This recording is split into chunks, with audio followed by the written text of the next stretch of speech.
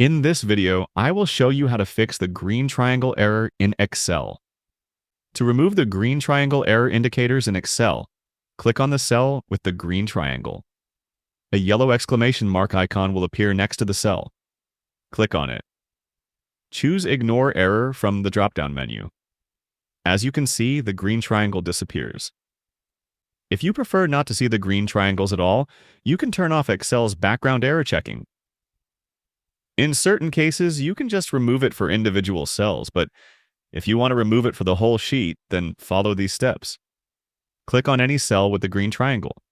Select Error Checking Options from the drop-down menu.